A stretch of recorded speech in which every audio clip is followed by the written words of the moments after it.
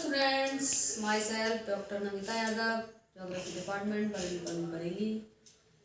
हम आज MA previous के स्टूडेंट्स को रिसोर्स जोग्राफी के बारे में बताएंगे। Resource, what is resource? संसाधन क्या है? तो वह कोई भी वस्तु जो मानव की आवश्यकता की पूर्ति करता है वह संसाधन या रिसोर्स होता है। अगर हम देखें रिसोर्स, शाब्दिक अर्थ रिसोर्स का देखें तो रिसोर्स दो शब्दों से मिलकर बना है स्टूडेंट्स, RESOURCE, रिसोर्स दो वर्ड से मिलकर बना है, री प्लस SOURCE, रिसोर्सेस। री का अर्थ है अगेन यानी कि पुनः, और सोर्स का उपाय या साधन। तो कहने का मतलब यह है कि रिसोर्स दो शब्दों से मिलकर बना है, री प्लस सोर्स। रिसोर्स मानव की विभिन्न आवश्यकताओं की आंशिक या पूर्ण रूप से पूर्ति करने वाले स्रोत को संसाधन कहते हैं। अब हम संसाधन का मीनिंग देखेंगे। मीनिंग ऑफ रिसोर्स, तो कहने का आशय यह है कि रिसोर्स संसाधन जो है, संसार में जितनी भी वस्तुएं हैं बच्चों, स्टूडेंट्स, कोई भी वस्तु है वो सब क्या है, जैसे मान लीजिए ये मार्कर है, ठीक है, तो ये क्या है, साधन है, डिवाइस है। लेकिन जिस क्षण ही मैंने इसको खोल के और इससे लिखना स्टार्ट कर दिया, यानी कि अपने काम में ले आई, मैं अपने आवश्यकता पूर्ति करने लगी, वो उसी क्षण क्या बन गया, रिसोर्स। मेरी बात समझ में आ रही है? जैसे कि हमारा ये व्हाइट बोर्ड था, व्हाइट बोर्ड टंगा हुआ था, तो ये क्या था, साधन था, यानी कि डिवाइस थी। लेकिन जिस क्षण ही मैंने इसे अपने यूज में ले आई और मैंने इस पर आपको पढ़ाना शुरू कर दिया, वो क्या बन गई, संसाधन, रिसोर्स। तो मेरे कहने का मतलब है संसार में जो भी चीजें हैं, जो भी वस्तुएं हैं, वो क्या है, साधन है। लेकिन जिस क्षण ही वो मानव के उपयोग में आने लगती हैं, यानी मानव की आवश्यकता पूर्ति चाहे पूर्ण रूप से हो चाहे आंशिक पूर्ति हो, जिस क्षण ही करने लगती हैं वो क्या बन जाती हैं, संसाधन। तो ये हो गया मीनिंग ऑफ रिसोर्स। अब चूंकि मेरा ये मानना है कि हमें थोड़ा सा सिस्टमैटिक ढंग से अपने कोई भी टॉपिक को क्लियर करना चाहिए स्टूडेंट्स। तो सिस्टमैटिक ढंग से क्लियर करने के लिए मेरे कहने का मतलब यह है, मैंने जैसे टॉपिक शुरू कराया रिसोर्सेज यानी कि संसाधन। तो संसाधन का सबसे पहले हमें क्या करना चाहिए, थोड़ा सा मीनिंग पता होना चाहिए, यानी कि उसका अर्थ, ठीक है। तो अर्थ में मैंने आपको बताया कि कोई भी वस्तु या मानव की विभिन्न आवश्यकताओं की आंशिक या पूर्ण रूप से पूर्ति करने वाले स्रोत को संसाधन कहते हैं। तो ये तो हो गया आपका मीनिंग, ठीक है। अब हम मीनिंग के अलावा नेक्स्ट, यानी कि मैंने कहा सिस्टमैटिक ढंग से बात करने के लिए, तो सबसे पहले हमने मीनिंग किया। मीनिंग के बाद दूसरी चीज हमारी जो आती है वो आती है डेफिनेशंस, यानी कि परिभाषाएं। परिभाषाएं किसी न किसी भूगोल विधा की होती हैं। तो अर्थ तो की बात तो हमें यहाँ तक समझ में आ गई। अब हम बात करेंगे डेफिनेशन ऑफ रिसोर्सेस, यानी कि संसाधन भूगोल की या संसाधन की परिभाषाएं। तो परिभाषाओं में हम संसाधन की परिभाषाओं में सबसे पहले जेम्स फिशर महोदय हैं एक,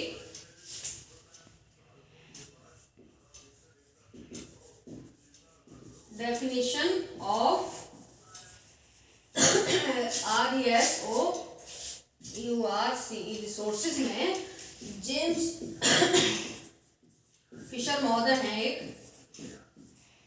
जिनकी डेफिनेशन के बारे में चर्चा करेंगे।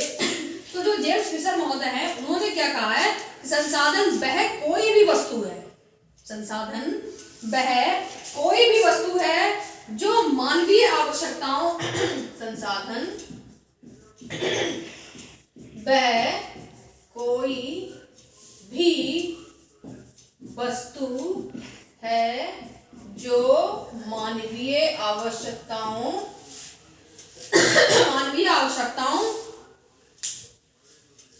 की या मानवीय आवश्यकताओं और इच्छाओं की पूर्ति करता है। तो एक आपकी डेफिनेशन ये हो गई, क्या, संसाधन वह कोई भी वस्तु है जो मानवीय मानवीय आवश्यकताओं और इच्छाओं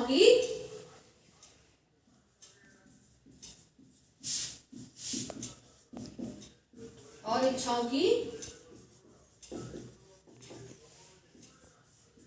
पूर्ति करता है। ठीक है स्टूडेंट, ये हमारी एक डेफिनेशन होगी जेम्स फिशर महोदय के अनुसार। तो हमें जो स्टूडेंट्स नोट्स तैयार करने हैं आप लोगों को रिसोर्सेज पे, तो जो आपका पहला जो टॉपिक हो गया मीनिंग ऑफ रिसोर्सेज, यानी कि संसाधन भूगोल का अर्थ। संसाधन भूगोल का अर्थ बताते हुए मैंने बताया था कि मानव की विभिन्न आवश्यकताओं की आंशिक या पूर्ण रूप से पूर्ति करने वाले स्रोत को संसाधन कहते हैं। ठीक है स्टूडेंट, और देन थोड़ा सा मीनिंग करने के बाद हम डेफिनेशन पे आएंगे। तो डेफिनेशन ऑफ रिसोर्सेज में जेम्स फिशर महोदय की उनके शब्दों में संसाधन भूगोल की जो डेफिनेशन दी है हमने वो ये दी है कि संसाधन वह कोई भी वस्तु है जो मानवीय आवश्यकताओं और इच्छाओं की पूर्ति करता है। इसी तरीके से एक और हम डेफिनेशन, एक जेम्स फिशर महोदय की हो गई, एक और हम डेफिनेशन लिखेंगे अपने नोट्स में या पढ़ेंगे। तो दूसरी है, एक है हमारी स्मिथ और फिलिप्स। स्मिथ और फिलिप्स के अनुसार या के शब्दों में जो डेफिनेशन होगी वो ये होगी कि मौलिक रूप से संसाधन वातावरण की वे प्रक्रियाएं हैं। मौलिक रूप से संसाधन वातावरण की वे प्रक्रियाएं हैं जो मानव के उपयोग में आती हैं। मौलिक रूप से संसाधन वातावरण की वे प्रक्रियाएं हैं जो मानव के उपयोग में आती हैं। तो दूसरी डेफिनेशन बच्चों आप ये लिखेंगे स्मिथ और फिलिप्स के अनुसार। तो मीनिंग ऑफ डेफिनेशन हो गया और मीनिंग ऑफ रिसोर्सेज हो गया, दूसरा डेफिनेशन ऑफ रिसोर्सेज हो गया। इसी तरीके से अब हम तीसरी बात जो करेंगे रिसोर्सेज में, वो टाइप्स ऑफ रिसोर्सेज। टाइप्स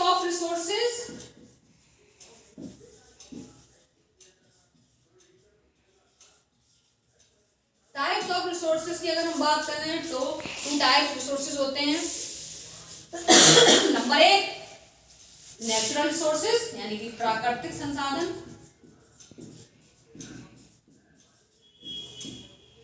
दूसरा ह्यूमन रिसोर्सेज यानी कि मानवीय संसाधन।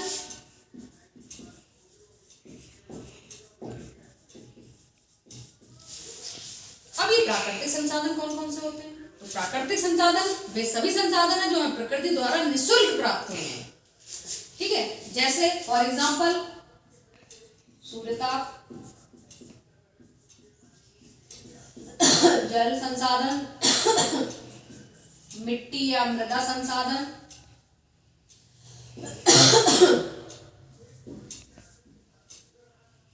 है ना, पवन, खनिज संसाधन। ये इस तरीके से ये मतलब हमें जो जल, वायु, पवन, सूर्यताप ये सारी चीजें जो है प्रकृति द्वारा प्रदत्त हुई हैं, तो ये सारे हमारे संसाधन आ जाएंगे प्राकृतिक संसाधन में। अब जो संसाधन जैसे कि मान लीजिए मानवीय संसाधन में क्या संसाधन आएंगे, जैसे पेड़ है, पेड़ को काटने के बाद, ठीक है, या मिनरल्स हैं, खनिज हैं, खनिजों को खदानों से खोदने का काम मानव करता है। तो खदानों से खोदने के बाद जब हमारे वो काम में आ जाते हैं तो वो मानवीय संसाधन में आ जाते हैं। ठीक है, तो इस तरीके से ये टाइप्स ऑफ रिसोर्सेज बच्चों करेंगे। अगला जो हम पॉइंट लेके आएंगे रिसोर्सेज में, जो टॉपिक पढ़ेंगे वो है classification of resources. Classification of resources को हम जब पढ़ेंगे तो क्लासिफिकेशन रिसोर्सेज में कई आधारों पे क्लासिफिकेशन किया गया है। संसाधनों का वर्गीकरण, ठीक है, संसाधनों का वर्गीकरण। अब संसाधनों का वर्गीकरण कई आधारों पर किया जाता है, जैसे कि नंबर 1 स्वामित्व की दृष्टि से। नंबर 1 स्वामित्व की दृष्टि से। ठीक है स्टूडेंट, तो स्वामित्व की दृष्टि से जो हम संसाधनों का वर्गीकरण पढ़ेंगे, तो पहला हो गया इंडिविजुअल रिसोर्सेज। इंडिविजुअल रिसोर्सेज का मतलब है व्यक्तिगत संसाधन, व्यक्तिगत संसाधन।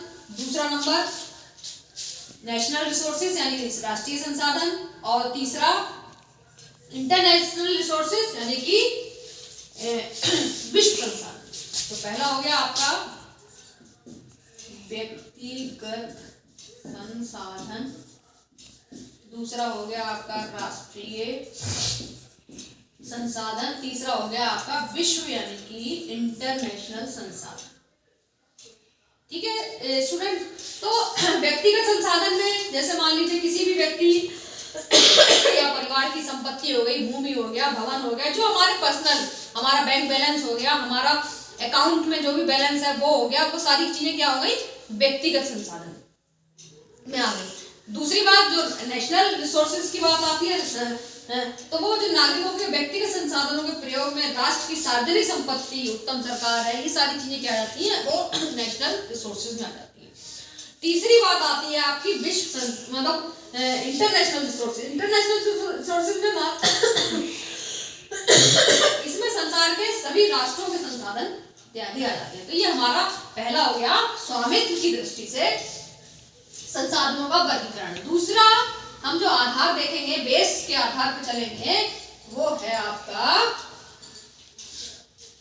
पुनः पूर्ति की दृष्टि से।